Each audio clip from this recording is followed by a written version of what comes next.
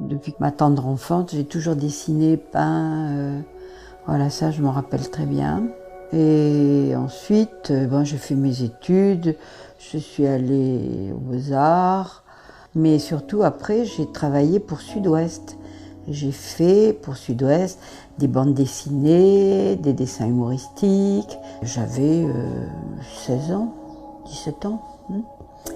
Et ensuite, j'ai décidé de préparer un dossier et de l'envoyer à Pierre Cardin. Il m'a dit, mademoiselle, vos dessins me plaisent beaucoup, vous commencez demain.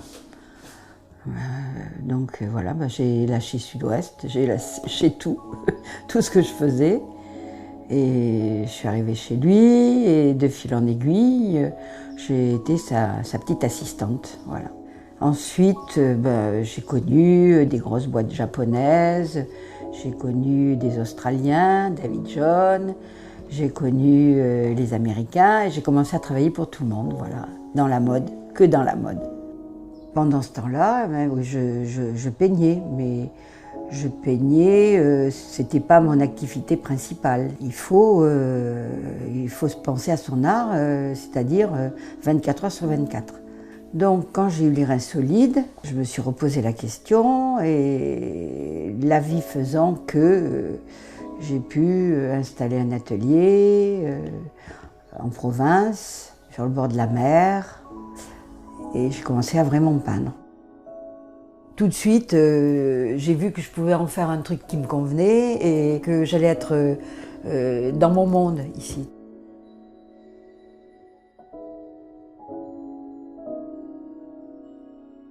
Il faut créer des choses intellectuellement correctes. Et pour ça, il faut avoir l'esprit dégagé, et il faut être assidu et se remettre en question tous les jours. Évoluer, évoluer, évoluer, évoluer. L'esprit, il est surprenant, inattendu. Je savais qu'il fallait que je peigne, mais il faut de la maturité. Parce qu'il faut dépasser le dessin. Tu rentres dans un monde que tu ne connais pas, qui est la peinture, et jamais tu connais la peinture. Elle te domine, tu vois, et tous les jours, quand tu fais une toile, tu es devant un tableau blanc, quoi. Tu sais pas ce que tu vas faire 5 minutes après. C'est la découverte, quoi. L'inspiration, ça sert juste à construire ta tête. Et la culture, ça sert à te tranquilliser quelque part.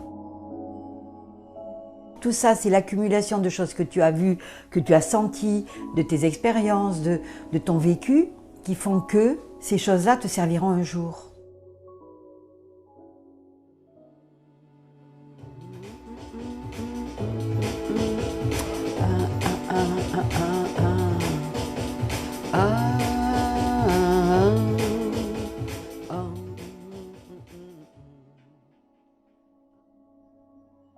Pour moi, c'est hyper important la musique. Je travaille en musique. Il m'est jamais arrivé de passer une journée sans musique. Et pas toutes les musiques. J'ai mes préférences. J'ai Queen, j'ai Sam Smith, j'ai Michael. Michael, quand tu l'écoutes en boucle, c'est génial. Et moi, j'ai besoin de ça. Celui-là, c'est un de mes préférés. T'as l'impression que tout bouge. Regarde, l'herbe, on dirait de l'eau. Le corps, c'est pareil. T'as un mouvement là-dedans. C'est subtil, le noir et blanc. Ça peut être très subtil.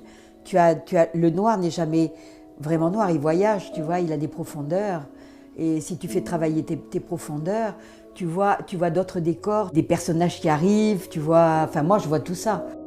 J'aime bien, ça me plaît. Et je vois jusqu'où je peux aller. La couleur exprime plus le mouvement. Dans le noir et blanc, il faut quand même plus travailler ton âme. L'état d'esprit est le même, mais la formulation est différente. Un jour, je suis dans le noir et blanc, le lendemain, je suis dans la couleur pétard, pétard, pétard. Le surlendemain, je suis dans mes maquettes. Je voyage, je voyage. La Terre fait partie d'un univers. Moi, je fais partie de l'univers. Mais maintenant, comment ces petits personnages ont atterri dans ce tableau, bon, c'est mon inconscient qui travaille au moment où ma main parcourt la peinture, là. C'est un grand mystère, voilà.